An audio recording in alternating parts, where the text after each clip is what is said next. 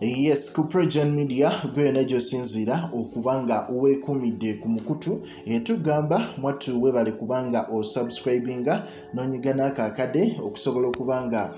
updates zonna ezigenda maaso mu ggwanga erya Uganda toyinaako yadde neemu gy'osubwa era nga n'essaawa zino omukulu Bobi Wine kyaddaaki avuddeyo n'abanga atangaza eggwanga ku bipapula ebigenda mu maaso waliwo ebipapula ebyasuuliddwa mu byalo eby'enjawulo era nga ebipapula bino biraga nti omukulu Bobi Wine ono ayina akabinja mwe yeegattira okuba nti asaddaaka bannayuganda. Akabinja kano kamanyiddwa nga illuminati naye omukulu Bobi Wine avuddeyo n'agamba nti okusinziira ku National Resistance Movement oba giyite NRM ekulemberwa omukulu Yoweri Museveni, Bobi Wine agamba nti abantu bano bayina tactics ez'enjawulo ze baali bakozesa nga bakyalwana entalo era nga tactics ezo mwe muli kye bayita propaganda oba okwogera ebitakwatagana n'okuba nti bayina omuntu gwe bawaayiriza. Era Bobi Wine agamba nti regime yavuddeyo nebanga eyina ebiwandiiko byewandiika ebimu babiprintinze ebirala babiwandiise na ngalo okusobola okuba nti batiisatiisa oba n'okuteekawo embeera ey'okukola obulabe ku bantu nga bayita mu linnya lye erya Bobi Wine.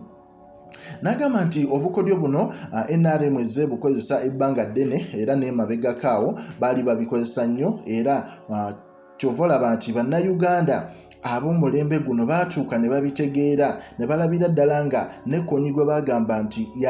yaliyo mu Northern Uganda ng'era kigambibwa okuba nti byali bya bulimba teyali kkoni wabula waliwo omuntu omulala eyali agezaako okuba nti akikola okunafuya political career y'abo abantu ab'omu North. So mu mbeera eyo omukulu Bobi Wine agambye bannayuganda baveeyo basobole okuba nti ebipapula ebyo ebiwandiikiddwa era ne bisindikibwa mu byalo bagezeeko okuba nti babyewala olw'ensonga nti ye nga ye tabeerangako mu kabinja ako akamanyiddwa nga illuminati okusinziira ku regime nga bwegambye nti akabinja ako goyinza okuba tokamanyi naye bano be bantu abakola zisaddaaka ez'amaanyi ogezaako ofuna obugagga. Akabinja ka illuminati abakamanyi era mulimu okusinziira ku bantu mu nsi ab'enjawulo mulimu abantu bangi abanene abantu abasinga kigambibwa okuba nti abantu abanene abayina obuyinza ne ssente akabinja kano mwebali era nga kigambibwa okuba nti saddaaka ze bakola ziba nzibu nnyo oli tatyategeka ekivulu mu kisaawe nga Namboole natta abantu bonna abalimu bye bikolwa by'akakabinja naye Bobi Wine yagamba nti bano bayisizza ebirango bino mu byalo eby'enjawulo nga bagezaako kwonoona linnya lye nga bataddemu wogezaako okusoma ebirango bino kigambibwa okuba nti engeri gye babiwandiseemu biraga nti National Unity Platform leader Bobi Wine ali mu kano akabinja aka illuminati era nga kigambibwa okuba nti omuntu yenna buli mutwe gwa muntu gulina cost gwoba gulina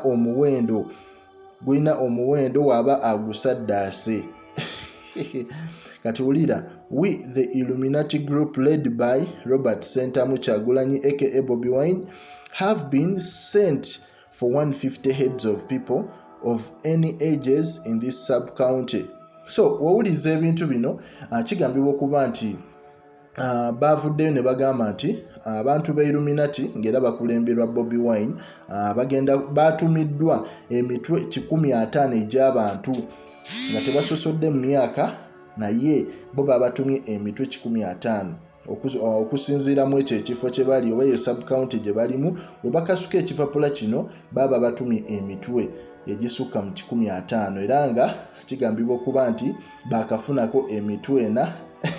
mu eyo county naye bino byonna Bobi Wine ayipostinze n'agamba nti buno bwalinga bukodyo bw'abano abantu nga bakyali mu nsiko ogezaako okwonoona amannya ag'abo ba opponenti baabwe bwe baali bavuganya nabo. So ye n'agamba abantu ebintu bino tebabifaako olw'ensonga nti yetabangako mu bubinja bwe buti naye tetumanyi wajje bigenda kuggwera naye nga ffe tugamba bugambi wekumire ku Progen Media tugenda kuba tukuwa updates zonna eziba zetolodde ensonga eno. Olw'ensonga nti NRM etandise okikuliriza n'okisaasanya buli wamu nti omukulu Bobi Wine ali mu illuminati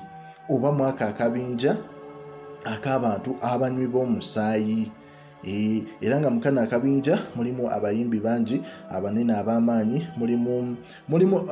okusinziira ku history waako buli sekita mu nsi muno mwebali. So katulinde ebinaaba bivuddeyo, naye nga ffe wano ku Progen Media tuba tukuwa updates zonna eziba zigenda maaso mu ggwanga erya Uganda. Likinga, commentinga era osubscribinge.